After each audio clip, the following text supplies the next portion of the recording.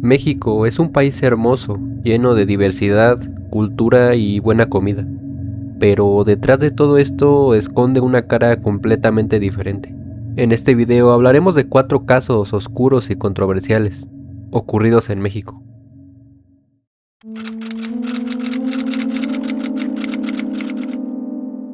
La noche del 8 al 9 de abril de 2022, en el estado de Monterrey, Nuevo León, se convirtió en el escenario de una desaparición que dejaría intrigada a toda una nación. Devani Susana Escobar Basaldúa, una joven de tan solo 18 años que se preparaba para salir de fiesta esa noche, con 2 amigas en una quinta de la colonia Nueva Castilla, en el municipio de Escobedo. Lo que comenzó como una noche de diversión y de fiesta entre amigos terminaría en una noche de angustia y de preguntas sin respuesta. Las últimas imágenes de Devani la muestran en un taxi de aplicación, la foto tomada por el propio conductor a la 1:20 de la madrugada del 9 de abril. En la foto podemos apreciar a una mujer, a la orilla de la carretera, lo que parece ser Devani. Es innegable que la primera impresión al ver la foto nos causa incomodidad, ya que parece ser una foto sacada de una historia de terror, por el ambiente tan oscuro y desolado de la foto. Esta imagen se viralizaría en redes sociales tan solo un día después de lo ocurrido, el cual sería el último rastro público de su paradero. La cronología de aquella noche es fragmentada y perturbadora. Según testimonios y datos recabados, Devani salió de la fiesta, aparentemente molesta. Sus amigas Ivonne y Saraí declararon que ella se había ido con un contacto de confianza, que trabajaba para una aplicación. Pero este contacto, un taxista identificado como Juan David Cuellar, sería pieza clave y testigo en los últimos instantes conocidos. Él, supuestamente, la dejó en ese punto solitario, tras un desacuerdo, tomando la fotografía que se convirtió en un icono de su desaparición. Aquí la pregunta es, ¿por qué Devani, una joven con toda una vida por delante, se bajaría en un lugar tan desolado? ¿Qué la impulsó a dejar ese vehículo? La búsqueda de Devani movilizó a miles. Familiares, amigos y autoridades peinaron cada rincón de la zona, utilizando drones, perros de búsqueda y equipos especializados. Cada pista, cada rumor, era una nueva esperanza que se desvanecía. La desesperación de sus padres, Mario Escobar y Dolores Basaldúa, se volvía palpable con cada día que pasaba sin noticias nuevas. Las cámaras de seguridad cercanas, las declaraciones de testigos, todo se analizaba bajo lupa, buscando esa pieza faltante en este rompecabezas. Tras 13 días de intensa búsqueda, el 21 de abril de 2022, la esperanza se quebró de la manera más cruel. En el fondo de una cisterna en desuso, en el motel Nueva Castilla, a escasos metros de donde fue vista por última vez, fue encontrado un cuerpo. Las autoridades confirmaron lo que todos temían: era Devani. La noticia impactó a todo México. ¿Cómo fue posible que el cuerpo de Devani estuviera en un lugar que ya había sido revisado varias veces? ¿Fue un accidente o una mano criminal actuó desde las sombras? La investigación oficial, llena de inconsistencias, errores y cambios de versión, solo añadió más dudas. Las primeras autopsias realizadas por la Fiscalía General de Justicia del Estado de Nuevo León apuntaron a un golpe en la cabeza como causa de fallecimiento. Sin embargo, la familia, desconfiando de los resultados, exigió una segunda opinión. Un peritaje independiente reveló algo más oscuro: signos de violencia y más golpes que los inicialmente reportados, sugiriendo un posible feminicidio. La hipótesis de que Devani cayó accidentalmente a la cisterna se desmoronaba ante la evidencia forense. El caso de Devani Escobar se convirtió en un clamor por justicia, exponiendo las fallas de los protocolos de búsqueda, las negligencias y la dolorosa realidad de las mujeres desaparecidas en México. Después de la viralización de este caso, no tardaron en darse las posibles causas reales de este acontecimiento. Y es que en México es muy común que en ocasiones le den mucha visibilidad a este tipo de casos en redes sociales, ya que es coincidencia que en el año 2020 a 2023 el estado de Monterrey estaba sufriendo una crisis por falta de agua. El caso ocurrió en 2022, por lo que queda la posibilidad de que haya sido una cortina de humo, como se le conoce cuando el gobierno intenta ocultar la realidad de las cosas, desviando la atención con un caso tan impactante como el sucedido. Y es que no es por nada, pero ¿cuántos casos de desaparecidos hay en México? Y nos resulta extraño que el gobierno solo le dé visibilidad máxima a uno solo. Después de los hallazgos y la noticia de que Devani fue encontrada en esas condiciones, su familia y miles de personas de toda la nación quedaron impactadas ante tales hechos. Una joven de tan solo 18 años con toda una vida por delante, la cual su vida fue arrebatada en una noche en la que ella solo buscaba divertirse, nos hace preguntarnos si estamos completamente seguros en nuestro propio país.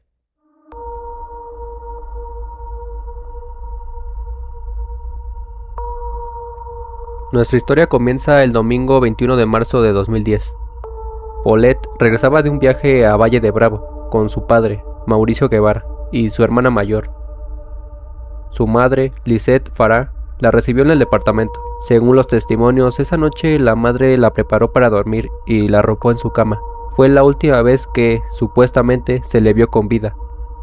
A la mañana siguiente, el 22 de marzo a las 8 a.m., la niñera entró a la habitación para despertar a la niña. La cama estaba tendida de forma extraña, y Paulette no estaba. La noticia detonó una búsqueda sin precedentes. No había señales de cerraduras forzadas ni ventanas abiertas, ni siquiera cámaras de seguridad que registraran una salida.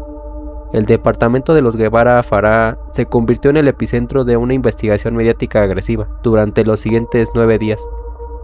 El cuarto de Paulette no fue una escena de crimen cerrada, fue un set de televisión. Decenas de personas entraron y salieron, peritos, perros entrenados, periodistas e incluso amigos de la familia, que durmieron en esa misma habitación. La propia Lisette Farah concedió entrevistas sentada sobre la cama de su hija desaparecida, pidiendo justicia mientras el mundo observaba con sospecha su aparente frialdad. Mientras la policía buscaba en parques, hospitales y fronteras, el ambiente dentro del hogar se tornaba tóxico. Las autoridades, bajo el mando del entonces procurador Alberto Vaz Vaz, comenzaron a notar inconsistencias. Mauricio Guevara llegó a declarar ante las cámaras: "Yo sé dónde está, pero necesito que alguien me dé garantías para hablar". El aire se llenó de sospechas de secuestro, de disputas familiares y de una red de mentiras que envolvía a los padres y a las niñeras, pero la verdad que emergería sería más perturbadora que cualquier teoría criminal. La noche del 31 de marzo, poco antes de la medianoche, un equipo de peritos regresó a la habitación para una reconstrucción de los hechos. Al acercarse a la cama, un olor nauseabundo los golpeó. Al retirar las sábanas y el edredón en la ranura que quedaba entre el colchón y la estructura de madera a los pies de la cama, apareció el cuerpo sin vida de Paulette. La pequeña estaba envuelta en sus cobijas, en posición vertical, con la misma pijama azul y naranja que vestía la noche de su desaparición. El hallazgo desató una tormenta de indignación. ¿Cómo fue posible que durante 9 días, con perros rastreadores y decenas de personas entrando al cuarto, nadie hubiera visto ni olido algo raro? Según la fiscalía, la niña se deslizó accidentalmente por sus propios medios, hacia el hueco a los pies de la cama, y murió al no poder salir. Una conclusión que para millones de mexicanos resultó ofensiva a la inteligencia. El caso de Paulette se cerró con un accidente lamentable, pero las grietas en la historia son permanentes.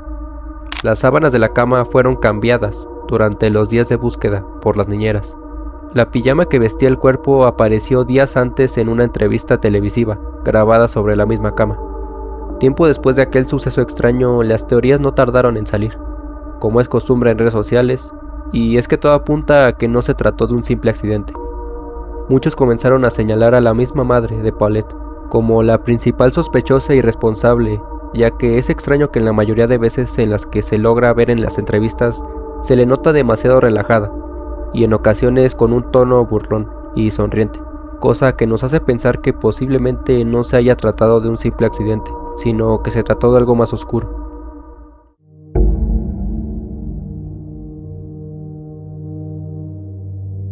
Francisco Jorge Stanley Albaitero, conocido por todo México como Paco Stanley, fue la figura más dominante de la televisión nacional en la década de los 90, con un estilo basado en el humor ácido, el carisma arrollador y una conexión inmediata con el público. Tras años de éxito en Televisa, su paso a TV Azteca consolidó su poder mediático, con programas como Una tras otra, pero detrás de las risas y los aplausos se tejía una realidad que nadie imaginaría. La mañana del 7 de junio de 1999, Paco Stanley inició su programa como cualquier otro día. Al terminar la transmisión, alrededor de las 11:30 de la mañana, se dirigió junto a su equipo de trabajo al restaurante El Charco de las Ranas, en el anillo periférico sur de la Ciudad de México. Lo acompañaban su inseparable compañero, Mario Besares, el periodista Jorge Gil, su chofer y sus escoltas. Fue una comida breve, un intermedio antes de seguir con su agenda. A las 12:08 del mediodía, Stanley salió del establecimiento y subió al asiento de copiloto de su camioneta Lincoln Navigator negra. En ese momento, Mario Besares se retrasó, argumentando que debía ir al baño debido a un malestar estomacal. Mientras Stanley y Jorge Gil esperaban dentro del vehículo, un grupo de hombres malvados descendió de su auto y cruzó un puente peatonal. Sin mediar palabra, desataron una ráfaga de más de 20 disparos contra la camioneta. El ataque fue letal. 4 balas impactaron directamente en Paco Stanley, provocándole un desvivimiento inmediato. Ante la mirada de decenas de testigos, Jorge Gil fue alcanzado en una pierna, y un civil que pasaba por el lugar perdió la vida, víctima del fuego cruzado. Los sicarios huyeron con total impunidad en un auto que los esperaba. En cuestión de minutos, la noticia inundó las pantallas. El hombre más querido de la televisión había sido ejecutado a plena luz del día. La investigación comenzó bajo una presión social asfixiante. El procurador Samuel del Villar informó días después sobre el hallazgo de sustancias mágicas y una identificación de la Secretaría de Gobernación entre las pertenencias de Stanley, lo que lo vinculó al caso directamente con el crimen organizado. El 22 de junio, la noticia dio un vuelco cuando la fiscalía señaló a Mario Besares y a la edecán Paola Durante como presuntos autores intelectuales del asesinato. La teoría oficial era que Besares, actuando como el enlace de un grupo delictivo, había retrasado su salida al baño para servir de señal a los ejecutores. Besares y Durante pasaron más de un año en prisión. El caso se basó en gran medida en el testimonio de Luis Gabriel Valencia, un recluso apodado El Cocinero, quien afirmó haber escuchado cómo se planeaba el crimen desde la cárcel. Sin embargo, las pruebas físicas eran inexistentes y el testimonio de Valencia se llenó de contradicciones. Para enero de 2001, el juez determinó que no había elementos suficientes para mantenerlos en la cárcel, por lo que ordenó su liberación. El proceso judicial más mediático de la historia moderna de México terminaría sin culpables tras las rejas. Años más tarde, en el año 2011, el caso volvió a los titulares cuando un testigo protegido señaló a Luis Alberto Salazar, alias El Bolas, sicario del cártel de los Arellano Félix, como el autor material. Se sugirió que Stanley tenía deudas con la organización criminal y que su ejecución fue un mensaje directo. Pese a estas nuevas líneas, el expediente nunca se cerró con una condena definitiva. La verdad sobre quién dio la orden final aquel 7 de junio quedó enterrada bajo capas de corrupción, intereses políticos y el paso del tiempo.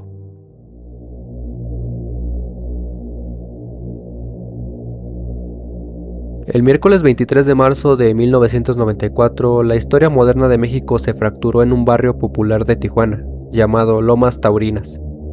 Luis Donaldo Colosio Murrieta, el candidato presidencial del Partido Revolucionario Institucional, o mejor conocido como PRI, y el hombre que perfilaba para ser el próximo presidente del país, descendía de un templete improvisado después de un mitin.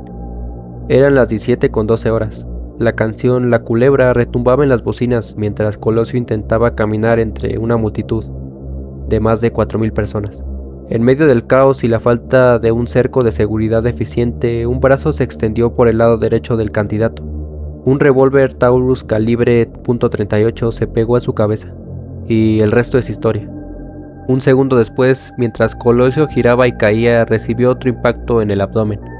El caos fue inmediato.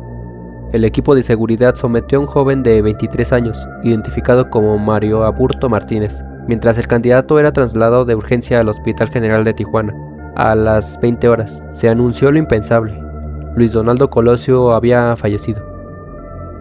Desde el primer minuto, la versión oficial del asesino solitario fue recibida con incredulidad. Mario Aburto fue presentado ante los medios, pero la opinión pública notó algo extraño. El hombre detenido en Lomas Taurinas parecía ser físicamente distinto al hombre que presentaron días después en prisión. Esto alimentó la primera gran teoría. Sin embargo, la verdadera sombra del caso no caía sobre Arturo, sino sobre la estructura del propio PRI. y la oficina presidencial de Los Pinos. Las sospechas apuntaron hacia el entonces presidente Carlos Salinas de Gortari. Se hablaba de una ruptura irremediable, tras el famoso discurso de Colosio el 6 de marzo, donde afirmó ver un México con hambre y sed de justicia. Muchos analistas y políticos de la época aseguraron que ese discurso fue una declaración de independencia, que el sistema no iba a tolerar. La teoría del crimen de Estado cobró fuerza al analizarse las irregularidades de la escena, agentes de seguridad que abrieron paso al agresor y la misteriosa presencia de un segundo tirador, una hipótesis que la fiscalía sostuvo y luego descartó varias veces a lo largo de los años. El nombre de Manuel Camacho Solís, quien estaba resentido por no haber sido elegido para la candidatura, y el de José Córdoba Montoya, el poderoso asesor de Salinas. Circularon en los expedientes como posibles orquestadores. La llegada de Ernesto Zedillo como candidato sustituto, quien finalmente ganó la presidencia, fue vista por muchos como el desenlace planeado de una tragedia interna. Durante años el caso fue reabierto y cerrado bajo 4 diferentes fiscales especiales. Se analizaron más de 15 tomos de evidencia. Se reconstruyó el crimen 1000 veces, pero la conclusión siempre volvía a Mario Aburto. A más de 3 décadas el caso de Colosio sigue siendo un símbolo de impunidad política de México. No se trata solo de un hombre que jaló un gatillo en un barrio de Tijuana, sino de la sospecha permanente de que el poder se devoró a sí mismo. Un magnicidio que, a pesar de tener un culpable tras las rejas, sigue sin tener una verdad que satisfaga a una nación que, como dijo Colosio, sigue teniendo sed de justicia. Sin duda alguna, México es un país hermoso y lleno de cultura y diversidad. Pero esto no quiere decir que esté exento de que este tipo de sucesos oscuros y perturbadores ocurran y hayan ocurrido a lo largo de la historia. Si el video te gustó, agradecería mucho que dejaras un like y una suscripción. Cuéntame qué te pareció, y si conoces algún otro caso oscuro y controversial ocurrido en México, házmelo saber. Quiero agradecer a todos los nuevos miembros del canal. A pesar de que solo somos 5, agradezco el apoyo recibido en los últimos videos. Sin nada más que agregar, yo me despido.